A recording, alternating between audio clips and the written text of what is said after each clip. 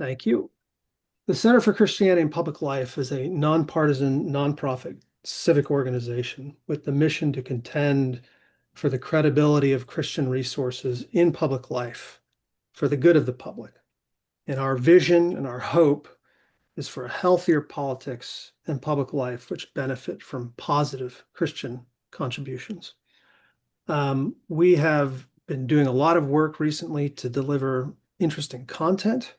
And so what I'd love to encourage you to do, if you're attending and you're not otherwise familiar with our offerings, that first QR code there on the left, that will take you to a web page where you can subscribe to our newsletter, which offers you news and updates about CCPL, about our various programs, about our summit, which we'd love for you to join us in Washington, D.C., um, and other kinds of tidbits and information about CCPL. In the middle there is a QR code which can take you to our webpage that lays out our call to silence and solitude, which we think are spiritual practices that are especially apt for the season our civic life is in right now. We do think that silence and solitude can be a really benefit to our civic life together. And then lastly, I'd love for you, if you don't already, to subscribe to our new Substack, The Heart of the Public, where we publish a feature essay each week. And then I also write a weekly roundup column that we call the Weekly Pulse, which is a pun given the emphasis on the heart of the public. So you can scan that QR code over on the right-hand side, and that will take you to the Substack where you can subscribe and read some of the essays and weekly news roundups that we've got there. So with that, I'd like to hand it over to our panelists to introduce themselves. We'll start with you, Melissa. If you could introduce yourself and especially explain a little bit why you're on this panel and how your personal and professional life intersects with the topic of today's discussion. Great. Thanks, Alex. And I really want to thank you and Phoebe and Michael Weir and the whole CCPL team for this conversation and the work that you do. It's an honor to be here, and of course, with my fellow panelists, Jesse and Heath, and looking forward to the conversation. I'm currently serving as a distinguished scholar in faith law and public policy at Wake Forest University School of Divinity, and also as a non-resident senior fellow at the Brookings Institution, which is a think tank in Washington. I actually am based in Washington and work at the Wake Washington Center in DC. I previously served as a special assistant to the president and executive director for the White House Office of Faith-Based and Neighborhood Partnerships during the second term of President Obama's presidency and during the presidency of Joe Biden. So these issues are very familiar to me. Also, I am a Christian and a Baptist, and I used to serve as General Counsel for the Baptist Joint Committee on Religious Liberty and as Executive Director for the Pew Forum on Religion and Public Life. So my training is as a lawyer, and I certainly have done that work, but also a lot of public policy work and just work on engagement issues with Christians and other people of faith in the United States and beyond. So it's great to be with you all for this conversation today. Thank you, Melissa. Heath, well, I'll turn it over to you. If introduce yourself and explain kind of your interest in the topic of this panel. Yeah, thanks so much, Alex, and yeah, thanks to my fellow panelists and to CCPL for hosting this conversation. I'm delighted to be a part of it.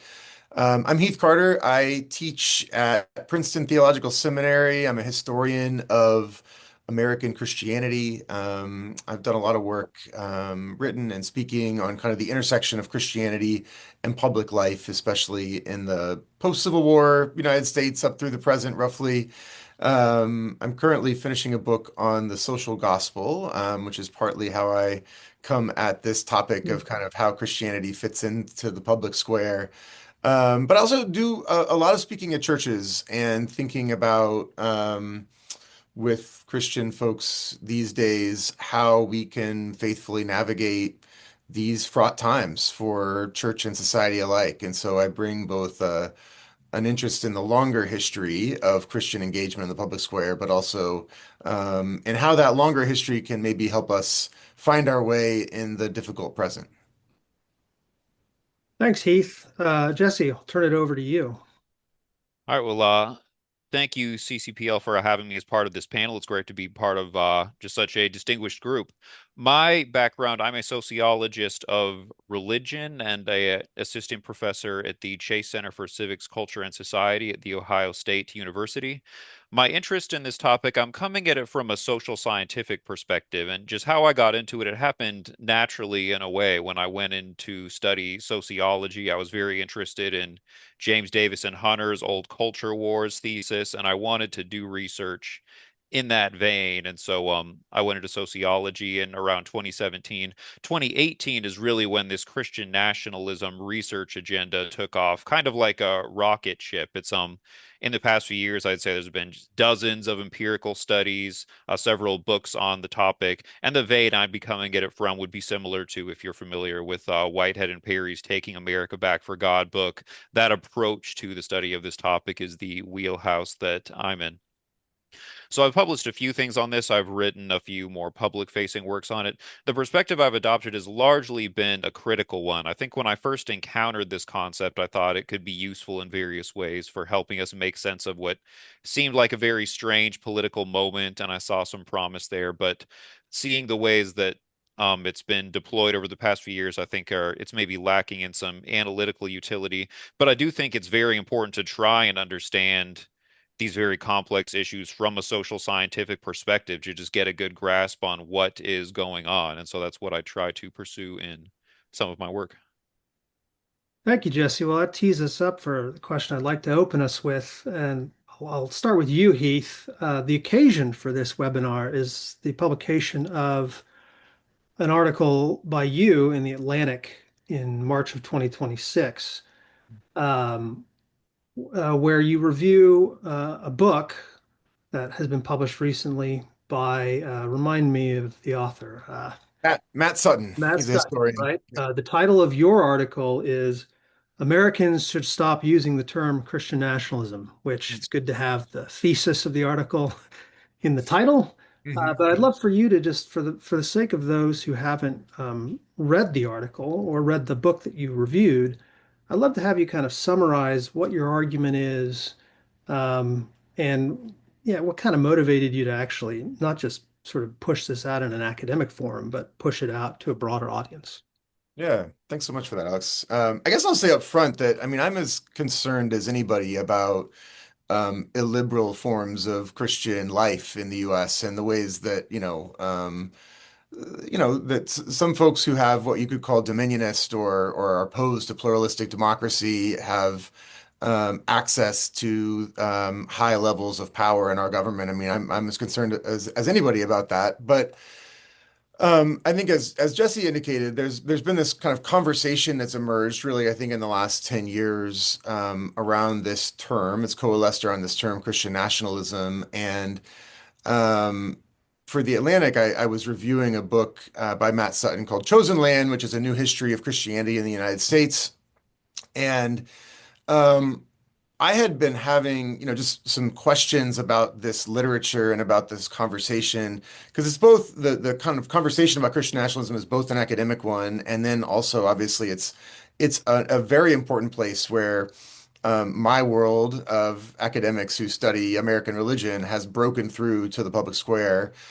And I've had a number of questions about kind of the ways that that conversation is unfolding. And so when I opened Sutton's book and read in the introduction, he basically says, in recent years, scholars and journalists have discovered Christian nationalism, but in fact, he goes on to say in the introduction and to show in the rest of the book that Christianity and nationalism have been deeply entangled in a variety of different kinds of ways, going back to the decades immediately following the founding, at least.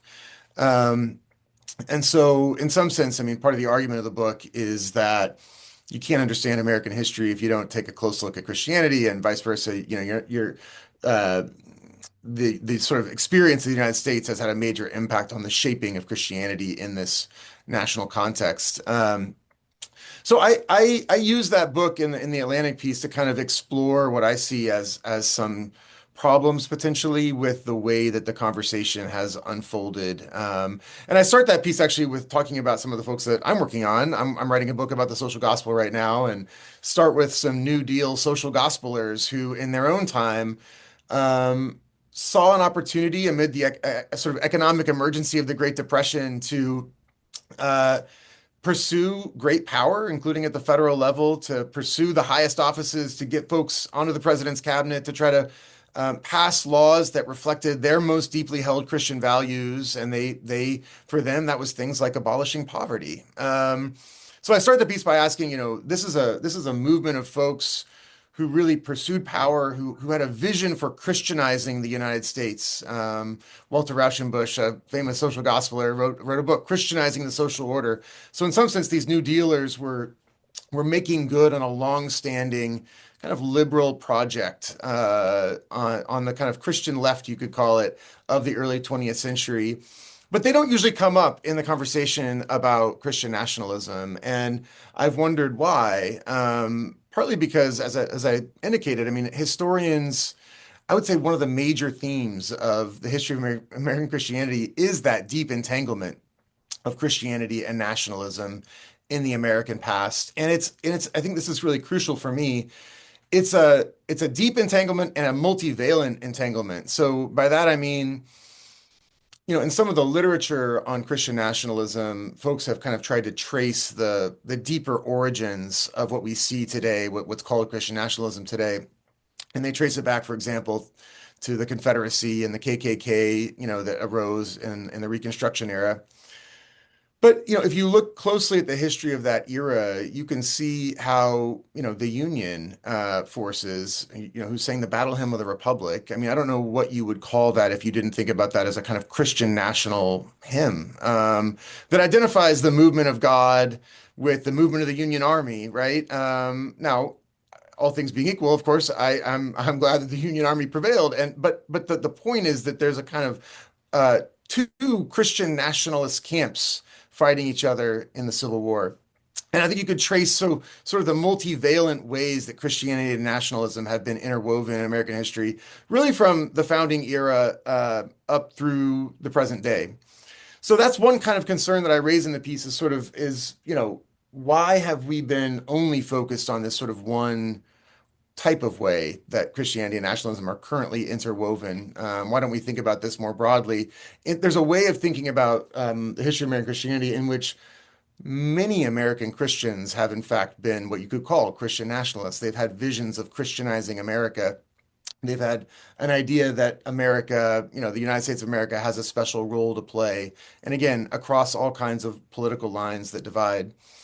I guess the other thing I'll say, and then I can stop and let other people jump in, is that as the conversation has moved from the academy out into the wider public square, I've also been worried, I guess, about what I see as a kind of vagueness around what is meant by this term, and I see it used in all kinds of different ways. I don't know that there's a shared agreement. Sometimes it's used to mean people like Doug Wilson, who have clearly articulated an opposition to pluralistic democracy.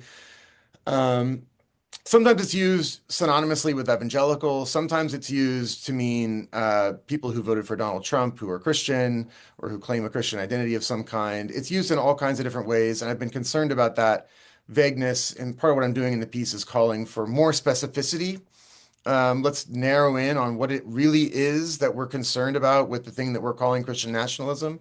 I think, for example, opposition to pluralistic democracy could be a thing that we could name and really zero in on. But one of the scholars of this, Matthew D. Taylor, who's written some pieces since my Atlantic piece, has talked about Christian nationalism as a spectrum, where it can mean like sentimental attachments to the flag or wanting the flag in the sanctuary on the one hand, and it can also mean the people who attacked the Capitol on January 6th on the other hand.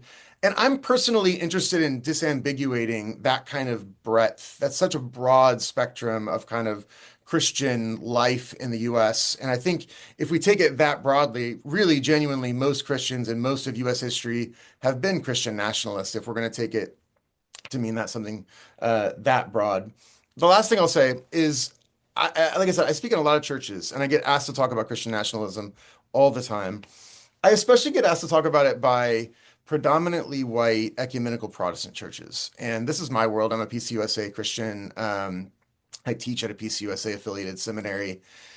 And I've been worried, I guess, that the way this conversation is currently unfolding in our society, it functions sometimes as a way for people in my immediate world, kind of the worlds of the main line, you could call it, to imagine that the kind of problems that we face are all outside of our churches and outside of our worlds, our seminaries. And I guess part of what I'm trying to do in that Atlanta piece is say, even as we worry about the genuine dangerous currents that are abroad in the land today, we should also take time to hold up a mirror to ourselves and to look at our churches and to look inside what's going on at our seminaries. And we know, for example, that more than half of white mainliners have voted for Donald Trump 3 times. And I worry that the way this conversation is unfolding, it doesn't capture or call folks in my world to a kind of introspection that I think is also merited in this moment. I'll stop there for now. Heath. So, Melissa, I'd love to have you kind of share your thoughts on Heath's argument and really your thought on the usefulness or the appropriateness of retaining some use of the term Christian nationalism. Yeah. So I first want to thank Heath for a really thoughtful article and other work he's doing. I'm really excited to read your next book, Heath. And I think you make a great point that we need to be introspective, all of us, and look at what we're doing that is contributing to Christianity and contributing to the United States, America, our American experiment, and what may be detracting from those causes. And of course, we always need to know our audience and be very mindful. And I appreciate the point you made in the article about making sure that we're speaking to audiences in a way that they can hear and hopefully even to persuade them of the ideas that we're putting out there. And very importantly, in this polarized age, to try to find common ground with them wherever possible, which is not as popular as it should be. And I think we all need to work on that. I'll say at the top, one of the things that I think we need to do, whatever terminology we use, and I hope we can get into a little more conversation about that later. I believe that one of the things that is most important is that we grapple with some of the key ideas that are circulating under the banner of Christian nationalism today, because I think they're quite dangerous and important. And those include calls for government to treat Christians and Christianity preferentially, calls for fusing of church and state. And both of these calls are informed by and would be governed by an interpretation of Christianity that is vigorously contested within Christianity. So that is a really important facet of it too. And in my own view, these ideas would be a repudiation of the Constitution, including its guarantees of religious freedom for everyone, everywhere, in equal measure. And it would be actually a repudiation of the Christian faith in some important respects. And I'll say more about that in a moment in how that I think about that. But I think if these calls are heeded, it does real damage to the American experience, the American, foundations, and also to Christianity itself. For example, the Constitution, I think, rightly prohibits religious tests for public office, as well as religious establishments. It guarantees everyone equal ability to exercise their faith. And I think respect for God-given human dignity requires no less. Period, full stop. I think I often think of Supreme Court Justice Elena Kagan, I think, who has put it really well in some Supreme Court opinions, that however individuals practice their faith in our country, they count, and I'm quoting here, they count as full and equal American citizens. In other words, we stand on level ground before our government, no matter our faith or beliefs. And I think these principles, while not perfect, and we certainly haven't lived up to them in many instances, have helped us to build a nation that has come a long way in terms of working together across our differences productively and peacefully. And as Christians, we know that Jesus invites us into relationship with him, but the choice is always ours to make. And that's what makes Christian commitments meaningful. So, my Baptist forebears always said that God wants free worshipers and no other kind. And to the extent that there is preferential treatment by government of Christians and Christianity, that interferes with that exercise and thus with the formation of authentic Christian commitments. Also today, and I say this with profound sadness, we are regularly seeing displays of abject cruelty, mendacity, and venality as part of government leadership that says it is promoting and protecting Christianity. That's really disturbing. And in addition, we're seeing other anti-Christian activities by such leaders, including threats to wipe out entire civilizations and calls to annihilate people in the name of Jesus Christ. And all of this is just doing incalculable damage to our Christian witness, I believe. So I'm happy to dig into the points later, and especially in some of the subsidiary points that Heath made in his important article. But I wanted to get out there at the beginning what I think some of these ideas are and how pernicious they are and how inconsistent they are, not only with the Constitution, but with the teachings of Jesus Christ. Thank you, Melissa. So Jesse, I'd love to get your take on Heath's argument, and then maybe, given your position as a social scientist who's done some empirical work on this, I'd love to get your overview on kind of what the latest discussions in social science about Christian nationalism, the kind of concept look like, but also the ways in which it sounds like the research is starting to evolve, and that actually some of what Heath labeled as kind of disambiguating is actually starting to happen, where we're trying to just take this big, broad umbrella term, which has been subject, arguably, to a lot of concept creep, and starting to sort of fractionate it into categories that are maybe a little bit more analytically useful. Well, I hope that's starting to happen, and I, would like to play some role in that. But just to start, I would agree with everything Keith said about the concept of Christian nationalism. I would share all those concerns. I would also echo what Melissa said about there are, real strands of illiberalism committed in the name of Christianity that we also need to be concerned about. And this is one reason that disambiguating would be so important to be able to pull those things apart.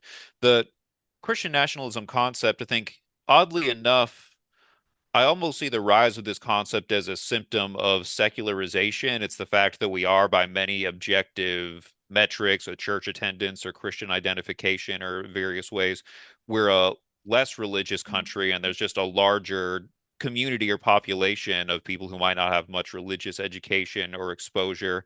And so when they hear something like, oh, people want to mix Christianity with politics, this can sound very alarming because it is somewhat foreign. And so it makes this concept of Christian nationalism seem more meaningful. When in fact, as Heath points out, then historically people have mixed Christianity and politics in all kinds of ways, to the extent I would say it's probably the norm more than it is the exception. And even today, then people mix Christianity and politics in lots of different ways for different causes. And so analytically, this idea of Christian nationalism, it seems to kind of lump all those things together. It has a certain flattening effect that doesn't really get at the very meaningful and very important variation, I think. And I think there's the issue, if you attack the Christian witness in American public life per se, if you attack that rather than going after some of the things that you think are the bad fruits of that, well, then that doesn't really leave a lot of room for what you might think are the good fruits of that kind of mixing as well. So those are what I see as some of the risks.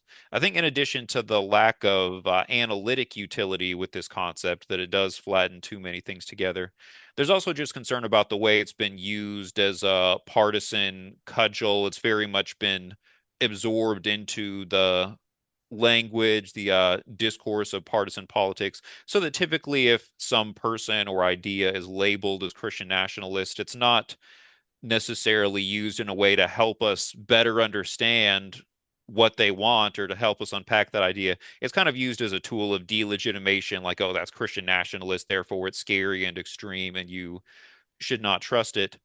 And there's kind of a guilt by association issue that comes with that, that if you label explicit forms of illiberalism that Melissa talked about as Christian nationalism, but then you also label more run-of-the-mill pro-life activism as also being Christian nationalism, then you're lumping those things together in a way that you're building associations that maybe don't actually belong together, that we should be able to tease apart. So this is really my concern. And I would say both with the journalistic and the social scientific conversation, this has been an issue.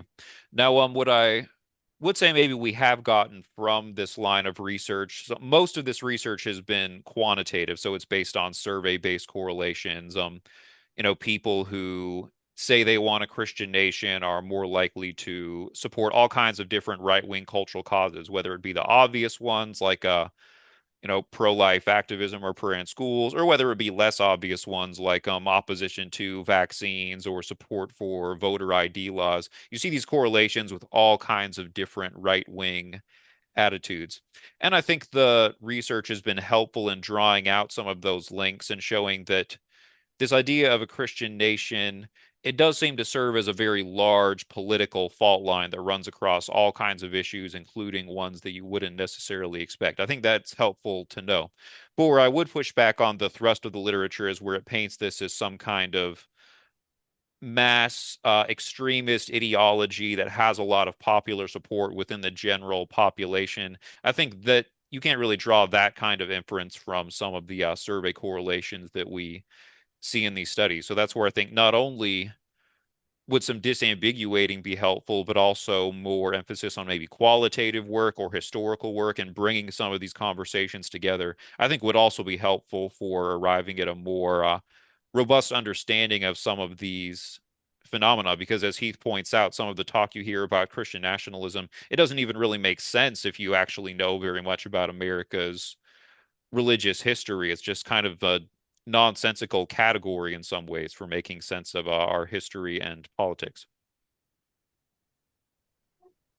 Thanks for that. So I'd love to turn to kind of the original definition of Christian nationalism that's given in Andrew Whitehead and Samuel Perry's kind of monograph.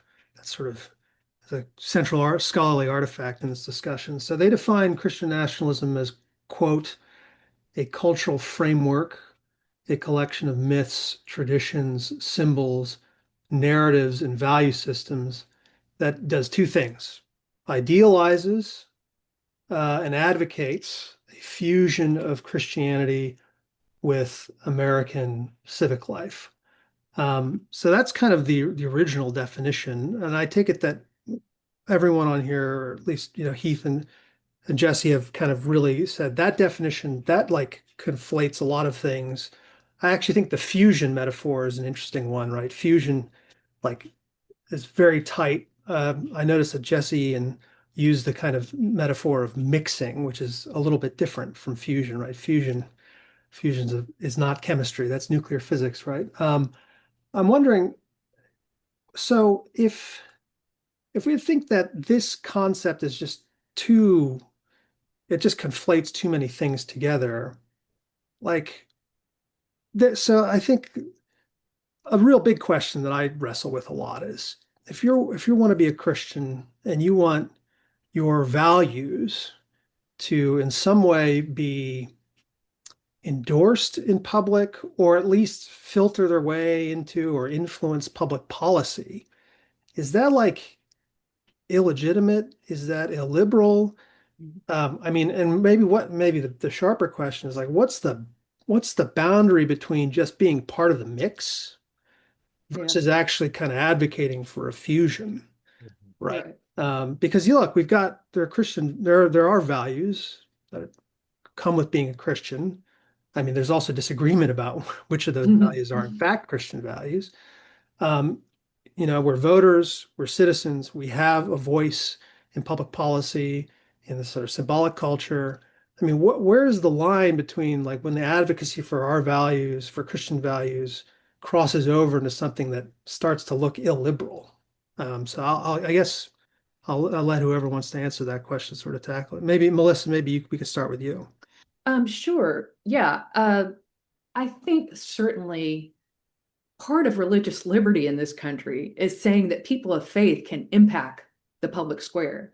People of faith have every equal right to everybody else, including Christians and every other religious group, to advocate for their views. I worked in the White House and we met regularly with people of faith, left, right, and center, advocating across the range of issues. And so that is, as American as apple pie and is a part of religious liberty and rights that should be defended for everyone.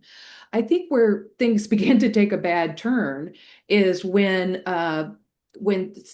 some people, if they do this is a bad turn, is to say that my faith should receive, preferential treatment from government, and everybody else should be considered a second-class faith under law. That is troubling. And I think to me, that's a shorthand difference between what we're talking about is people throughout our country's history bringing their faith into public life, which I applaud and defend, and a position that is irreconcilable with the First Amendment and the Constitution generally, I think, which is to say that government should prefer and treat some faiths, Christianity we're talking about today, as a first-class faith and preferred, and other faiths as lesser and second-class faiths. I just think that's a rupture with what George Washington said in his letter to Truro Synagogue, and many other of the founders' ideas and the tradition and the constitutional theory and tradition that we've always respected. So that's certainly one place where I draw the line. Yeah. Heath. I think, yeah, this is one of the main, criticisms I received of the piece that I wrote by folks who are really active in the Christian nationalism scholarship and conversation is that I was playing fast and loose with this category, and they've actually got a better handle on a specific category than I was admitting in my piece. And that in fact they're fine with folks who want to pass laws that comport with their Christian faith, that's not what they're calling Christian nationalism, that Christian nationalism is something more specific. And for my part, I would be really happy to see this term if it really meant something like, what Melissa's talking about, where we're talking about folks who either have explicit or all but explicit plans or hopes to end pluralistic democracy or to elevate one category of person over the other in light of their faith. I think that could be really helpful. Matthew Taylor uses this terminology of hardline Christian extremist as a kind of category that I think is more helpful. It's more specific. I think it has the possibility of maybe pinpointing a more specific kind of threat that we really do face. There was an assault on the Capitol on January 6th, and we do know that there were Christians involved in that. There are folks, Doug Wilson has gone on a number of podcasts and talked very explicitly about how he thinks that, folks of other faith and no faith should not have the same kinds of rights and privileges, and that this should be an explicitly Christian country. Those things are dangerous. It worries me that someone like Doug Wilson can get access to the Pentagon as he does. So I'm as concerned as anybody about those phenomena. I have a hard time with, the data that we get. And I'm not a sociologist, so Jesse, I appreciate your contributions to this conversation, but the high numbers, and I think a lot of the sociological data, the conversation there, they are trying to talk about a spectrum. So there's folks who are really hardcore, and then there's folks who are more sympathetic, and then there's folks who are maybe a little worried, and there's folks who reject. And I think when you start to work on that spectrum like that, it really does get pretty vague pretty quickly. And it's interesting too that you know, that in the data that they're collecting, from my understanding, again, Jesse, feel free to correct me, is that, race is not an important variable in terms of who's showing up as sympathetic or adherent of Christian nationalism. You know, Black Christians are 40%, Latino Christians are 40%, white Christians about 40%. That's very striking to me if, in fact, what we mean by Christian nationalism is something like illiberalism or something like a rejection of pluralistic democracy. Is it, in fact, the case that 40% of Black Christians are rejecting? Like, for me, again, I'm not a sociologist. I haven't done those studies. It doesn't immediately seem clear to me that that's the case. And so I wonder, I guess, what's being picked up on. So when I read like Matthew Taylor's piece on, well, sometimes what we're talking about with Christian nationalism is like, folks who want to have a flag in the sanctuary, or want to sing America the Beautiful on July 4th. Okay, that is a thing. And there's a theological critique that could be had, and Melissa could make it probably very well. Baptists, have a long history of saying, like, let's totally separate these things. The Mennonites have said, let's totally separate these things. It's not the same kind of threat as Doug Wilson having the phone number of folks in the Pentagon. And I really want to hold these things apart. And so, I mean, something like hardline Christian extremists to me is more promising, unless we could somehow make Christian nationalism again really specific. But I think that the cat's out of the bag on this. I don't know if we can get a handle on that term anymore, given kind of how it's being used today. So real quick, Jesse, love for you to weigh in, and then there's some questions that I said we'd hold these to the end, but I think this is a natural place to address them. So from our attendees. So Jesse, I'd love to get your take on this topic we've been discussing first. Yeah, absolutely. So, I guess first I'll just weigh in on the research and say that I alluded to earlier, most of this research is survey-based. So you're just looking at correlations between people who agree with this statement are more likely to agree with this other statement. And I think that is that's a very useful research methodology in many ways, but it's probabilistic and it's impressionistic. It gives you kind of a snapshot of where people seem to fall on different attitudes. It doesn't give you like a window into their soul or anything like that, or their deepest commitments or desires. And this is where I worry sometimes the conclusions that get drawn from these studies, it seems like they're talking as if they have a window into people's souls, and really they don't. And so I do worry about that somewhat. As far as I've actually been asked this question a few times because I've been critical of this Christian nationalism concept. And so people have asked me, so what concept would you use instead? Or what do you think we should call the bad people? If Christian nationalism isn't the right label, then can you give me a better label? And I appreciate the desire for that. Of course, I'm a social scientist. Concepts are our bread and butter. So I'm always, tempted to try and come up with a better concept. But I would actually say maybe we need to take a break from concepts for a little bit and just say, okay, what are the specific policies, the specific commitments that we are really worried about? And then we should look at support for those commitments and be very clear about what we think is dangerous and we should be worried about, and what it is that we disagree with, but still would fall within the boundaries of what you can contest within American politics. Even something like illiberalism, I think that gets closer, but that can be somewhat fuzzy too as to what really constitutes illiberalism. So I would actually like more focus on, say, through the like survey research method, how much support is there for explicit policies that would make Muslims second-class citizens relative to Christians or something like that. I would actually like to see the conversation get away from these broader kind of categories and vibes and more about specific policies. And what I would expect is that you would not see a lot of evidence, at least of some kind of mass phenomenon. Like if we use Doug Wilson as our yardstick for something we are worried about, I don't think you would see a lot of public support for the kinds of things that he's advocating for. But I would see that as kind of a fruitful next step for the conversation to go. Can I just add one thing on that, Alex, if it's okay? Which is just to say, in terms of getting away, I mean, I've also been asked this, like, what alternative? And I think something like hardline Christian extremists or something like that may be helpful to talk about the Doug Wilsons of the world, but or the January 6th crowd or something like that. But I do think one way that it strikes me that this terminology is sort of helpful is to see how polarization is working in our society right now. Some of the folks who study it say, oh, well, look, there's critics of this term, but now there's people who are calling themselves Christian nationalists, so we know it's a real thing. And part of me thinks like this is also just how polarization works, is you call people a thing that's clearly an insult, and then some people will take that thing up as a badge of honor, and that's happening right now. Other people will feel alienated by it and aggravated about it and angry about it, and we see that. And so there's this piece about the sort of analytical validity of the category, but then there really is another interesting conversation about the strategic value of it. If you really are looking to advance the cause of pluralistic democracy, how helpful is this category in doing that?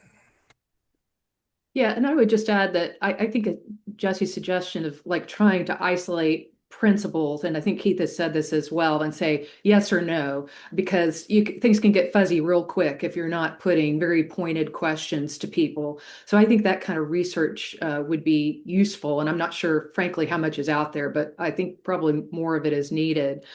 Um, and as to, certainly there are a lot of different ways of talking about this. I wouldn't say, and it's interesting because there are people like Doug Wilson who actually, as you said, he embraces the Christian uh, nationalist, I think, title or at least Christian nation title, and says that he would do that and he would, not have women vote, but have the head of the household vote, and that would be part of the Christian nationalism. So it's interesting in that respect. But so certainly people can talk about it in a variety of ways, but I think some other ways to talk about it, and we can see how helpful or not helpful they are, is talking about religious freedom for everyone, everywhere, in equal measure. Do you believe that or not? Talking about with Christians about being salt and light, but respecting the fact that we all stand on level ground before government. We can make our case for government adopting our laws and public policy, but we should be careful to protect the equal rights of everyone. There's also a term that I've heard recently. I don't know if you guys have theocratic authoritarianism, and I know theocratic can be very slippery, but authoritarianism I think is helpful because it gets at this sort of anti-democratic element that would impose upon people a belief system that is not in the Constitution and is not something that they agree with and would devalue their citizenship. That's a serious threat to democracy. So some of that language might be helpful, but I think as a first order, getting specific principles and saying whether you're thumbs up or thumbs down on those could be a helpful way to progress the conversation. So we're coming up to the point at which we'd like to I'd like to share some of the questions we've been getting from our attendees. This is kind of a synthesis of a bunch of questions that have been asked, but a few of our attendees have noted that another concept that has appeared in this literature and kind of adjacent literatures has been that of white Christian nationalism. So Heath, you mentioned, and this is true in some of the polling data, that it turns out that there are a lot of people who aren't white who identify as Christian nationalists. What do our panelists think about the utility of the idea of white Christian nationalism in particular? And maybe Jesse, since you're the social scientist, maybe I give you first crack at this. Yeah, that's a great question. It's also a tricky one because the word white or the term whiteness is used in a lot of different ways these days. And so you can use whiteness not as a term that's advocating for some kind of explicit racial hierarchy or something like that. But if you're in favor of kind of mainstream American institutions, market economy, or mainstream religion or whatever, that have had the effect of being more advantageous to white citizens than black citizens, then that might be branded as white, even if there's no like explicit racial content behind it. And I largely think that's what white Christian nationalism means. It doesn't necessarily mean support for explicit racial hierarchies. It's more support for a status quo in some ways, or a traditional vision of America that has tended to be better for white people. And that I think I kind of worry about the same thing with that as I do for Christian nationalism, is that people will hear that and think that it's calling for some kind of a return to Jim Crow, when in fact I think virtually nobody is advocating for something explicit like that. So it does muddy the waters a little bit. I can talk briefly about the evidence behind that too, or kind of what we see, because Heath alluded to this. If you just look at the Christian nationalism scale and look at where different racial groups fall on that in terms of the average level, then it tends to be pretty close. There are not huge differences. In fact, some evidence shows that it's even a little bit higher for African Americans than for whites on average. What you do see sometimes, though, is the correlations will be different between racial groups. So, for instance, maybe people who are higher on these Christian America measures are also more opposed to gun control. And you might see this for white respondents in your survey, but you don't really see it for black respondents in your survey. And so it does seem like the meaning of it does seem to vary somewhat by race. Now, I don't find that tremendously surprising. Again, if you go back to America's religious history, you can see there have been very distinct strands of Christianity, a cultural and theological commitments that have separated by race. And so it's not at all surprising to me that those would also cash out differently in terms of people's political views. But hopefully that's helpful just as describing the basis for this term of white Christian nationalism. I don't have anything to add, particularly to the points that Jesse was making, but I do think it's so important in that the Black community has played such an important role in Christianity in our country, as well as other faiths, and was not. And this is part of one of our great errors in our country, that Black people were not they were enslaved and not part of what the founders thought of as extending religious liberty to everyone, everywhere. Obviously, they were not extended freedom of all types, including that freedom. And there was, until we had the 14th Amendment, which, obviously brought a new day about, but a very contested history even after that. This is just a story that needs to be addressed, and I hope people are writing about this chapter, because I think it's so important, and there's such errors in our past that we're still trying to correct, with some real problems cropping up even just recently in the past couple of weeks in our nation over the equality of Americans in our country, including Black Americans. So I think it's hugely important, and I hope it gets the kind of treatment by the Academy that it deserves in the future.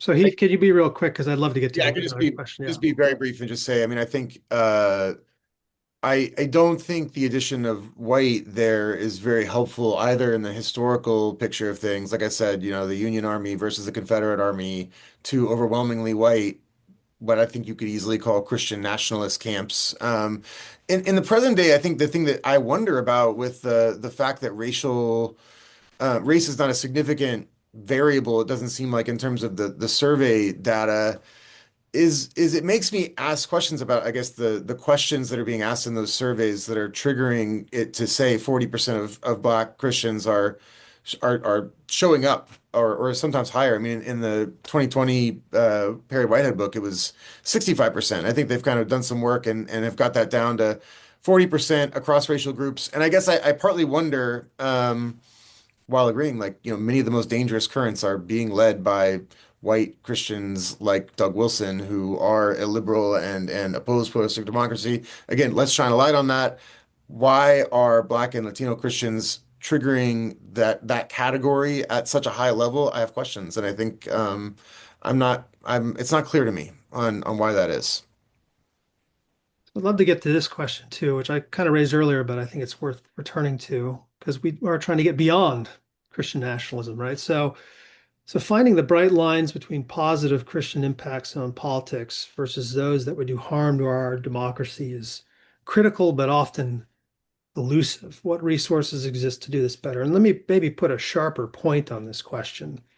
So consider what I think has been a real bright dividing line and a cause of a lot of what we see in our politics now, which is abortion and Roe v. Wade, right?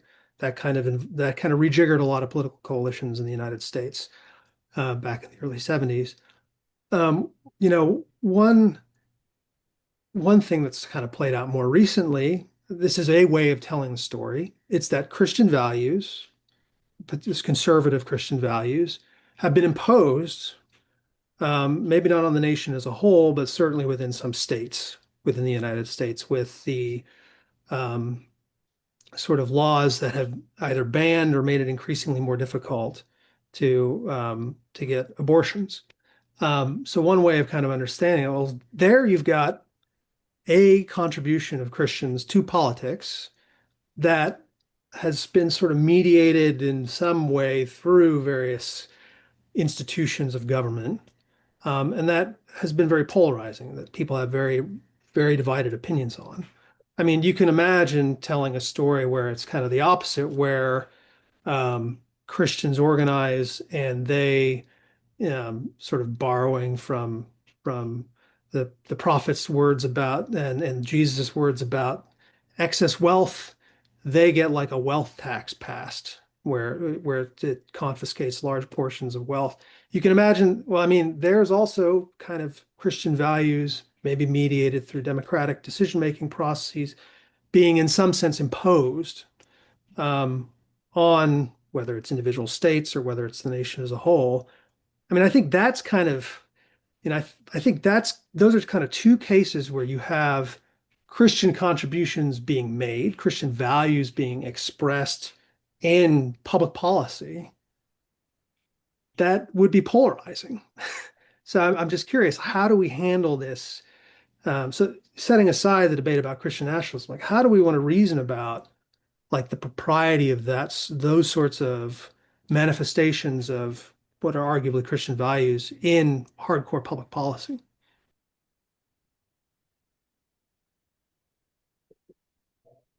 Well, I mean, I think that people are very free to argue. And it's not just Christian, Christians can be allied with other people of other faiths on these issues and people of no faith. We have people in the law, there are protections, for example, for doctors who don't want to perform abortions, either because of their faith or conscience. It may be, that they don't they have a moral objection and not a religious objection.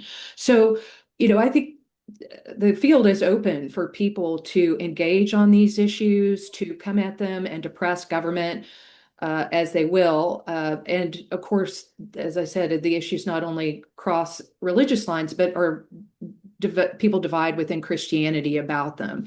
And I think that's all fair game. I think we're getting into a different territory when we start talking about, my faith should be privileged under law and public policy, and other faiths should be treated differently. There should only be recognition of, I think, this came up somewhere, that there should be Christian churches. Someone who identified with Christian Nation label said there should be churches in town with church bells but no minarets and none, this kind of thing. There, to me, there's a real difference between the public policy issue and these dealing with pluralism issues in a way that's I think both inconsistent with our Constitution and Christianity itself. I just echo a lot of what Melissa said. I mean, I think on all those issues, Alex, on many more, you're going to find Christians today and throughout American history on all sides of those questions, drawing on arguments from their faith, and mobilizing those arguments in the public square. And part of what we do is we have to make arguments that not only people who share our faith, but people who don't share our faith or have no faith at all will find compelling, because we live in a pluralistic society where we're doing a hard thing of trying to live together in a world and a society where we don't all see either, supernatural or just material questions right in front of us the same way. So, I mean, one of the things I addressed in that Atlantic piece is a worry that I've had, and that, the way also that the conversation on Christian nationalism has developed on the left of center side can produce squeamishness, I think, sometimes, or heighten a longer standing squeamishness about bringing faith into the public square. And I think that's a problem. And I think this is something the Democrats have sometimes struggled with. I think they've had some breakthroughs. Obama was pretty good with it, and others have done a better job of speaking directly to the ways that their faith, propels their public activism. And I think that's totally appropriate. And I think it only hurts the Democrats when they're not able to do that. And so, insofar as I talk to some people as I travel around sometimes, and they say, well, separation of church and state, we gotta keep our, and I think that's not necessarily like the widest held, but I do think there has been a squeamishness left of center, partly because of the power of, a religious right over the last generation. Maybe we shouldn't do faith in the public square, and I think that's the wrong takeaway. We should do faith in the public square, and we should do it in a way that is totally compatible with a pluralistic society in which we live, and that's a beautiful thing. And Melissa's spoken beautifully to how Christian faith can lead you to really celebrate the pluralism of our public square. Yeah, I suppose I would just add to that. Largely, I would echo what's already been said, but I think ultimately you have to let people bring their religious beliefs and values into the public square, and that has to be legitimate. I think democracy, pluralism, these general principles, at least on my understanding of them, should allow people to bring their deepest convictions into politics. Obviously, there's the First Amendment there. It's at some point, if it's crossing into religious establishment, then you have to draw some lines there and not cross them. But short of that, then I do think you need to have that tolerance, and that if you tell people they're not allowed to bring their deepest convictions into politics in the public square, then they're probably going to get expressed in some other way, and maybe that way will come out to be uglier than if you had just let them come in and say their piece. And I think there's you brought up the abortion issue and the concern that, well, if people want to ban abortion, then that is them imposing their values. And when you say it like that, it implies that the pro-choice position is somehow value free, that that's the scientific view from nowhere, and so that's legitimate. But the pro-life position is illegitimate because it's imposing values, whereas I would argue these are both values-based positions, and many conflicts in American society are like that. Fundamentally, they are going to be about clashing beliefs and values in this really fundamental way, and trying to kind of sanitize it by partitioning it off and saying, well, this stuff is beliefs and values, so it's not allowed in, but these things are substantive and neutral, so these are allowed in. I think that act of trying to partition issues, that can actually make the fights just as bad and just as ugly as if we just say, okay, bring your values and beliefs in, and then we're just going to hash it out in an open, democratic kind of way. Well, great. So we have 2 minutes left, and I'm a little bit scared about asking this question because I feel like it requires a much longer answer. I mean, is it okay if we go a little bit long, or do you guys need to log off at 4? I'm good. I'm Okay, free. so this will be our last question. At least historically in the US, do all kind of fusions of Christianity, nationalism, and governmental power entail suspicion of, first, democratic governance, second, cultural and institutional pluralism, and C, secularization? So does that kind of suspicion of those things, is that pretty common to fusions of Christianity, nationalism, and government power? What And were the if three things again? So these are kind of, you might call like the constituents of pluralism. So democratic governance, Mhm. cultural and institutional pluralism, and secularization. Then maybe they're not constituents of pluralism, but they're kind of correlated with pluralism, right? So democratic governance, cultural and institutional pluralism, and secularization. The other way of putting the question is, um, how can the expression of Christian values, Christian faith in the public square be compatible with democratic governance, cultural and institutional pluralism, and the fact that not everyone is Christian? I would say, just for my own part as a historian, it's not the case that every entanglement of Christianity and nationalism in U.S. history has been against democratic governance, cultural and institutional pluralism, and secularization. It is the case that uh, in many, many cases that involve all kinds of folks with all kinds of different politics, folks have thought that the United States had a particular special role to play in God's unfolding story of human life. They have been intolerant toward folks of other faiths. I mean, you look at the public schools in the 19th century, which were, I mean, you have religious freedom, right? You have disestablishment, including at the state level by the 1830s.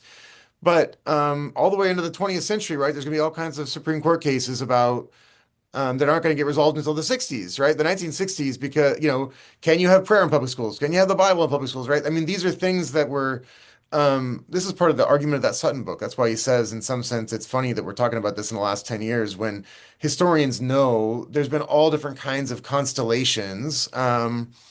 Things like prohibition reflected a very particular kind of uh, Christian set of values, right? And enjoyed the force of law in this country and motivate all kinds of projects.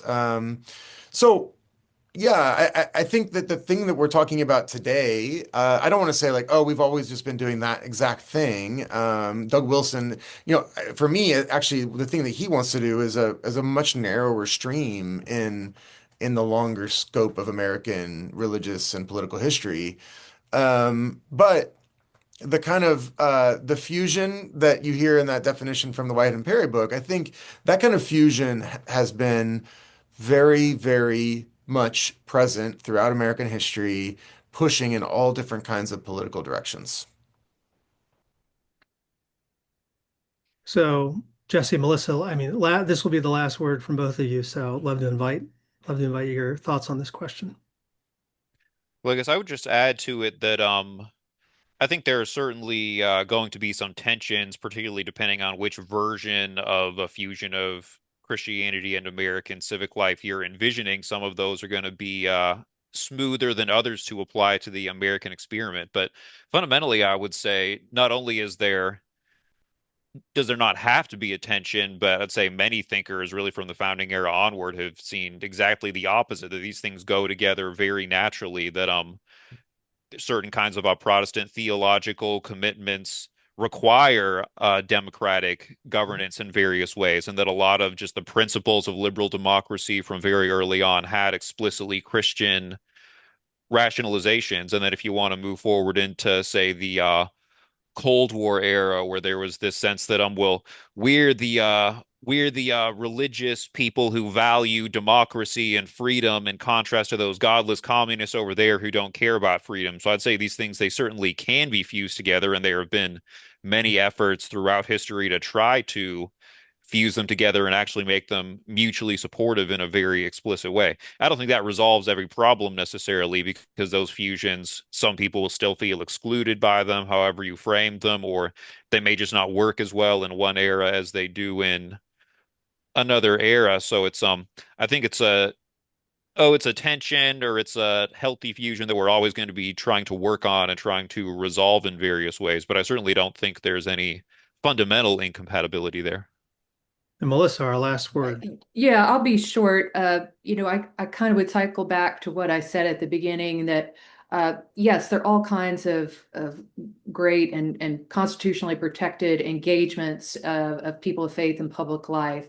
What I think that it demands our attention today, in particular in this conversation, are some things that I see that are, I don't, maybe I can say this, but are fairly unprecedented. And that is, again, a government leadership that says it's promoting and protecting Christianity, but is engaging in, just egregious cruelty and venality and mendacity. That's something, to me, in my lifetime, I haven't seen that happen in the way that it's happening now.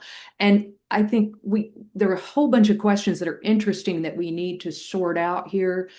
But paying attention to the preferential treatment for some faiths over another, and this wild disjuncture between the gospel of Jesus Christ and the cruelty and meanness and vindictiveness that's being expressed on behalf of people who say they're promoting and protecting Christianity. Man, that is serious. These things are serious. And our Constitution is at stake, how we understand it, and our faith is at stake in terms of how people understand what Christianity means in this country and the world. So I think the stakes could not be higher. And these are questions that are right at the top of my list in terms of things that we need to be listening to, talking about, and addressing as Christians ourselves. Great. Well, I mean, those are our questions that we should all take away with us and reflect upon. And I do want to express on behalf of CCPL our gratitude for your time plus the 6 extra bonus minutes. So really appreciate it. I'm very sorry to all of those in attendance that we didn't get to all of your questions. There are a lot of real good questions. Um, and we hope that perhaps you can have future webinars on some of these issues. But in the meantime, again, thank you to our panelists. Thank you to those in attendance. And, we'll see each other hopefully soon. So in the meantime, have a good rest of your day. Goodbye, everyone.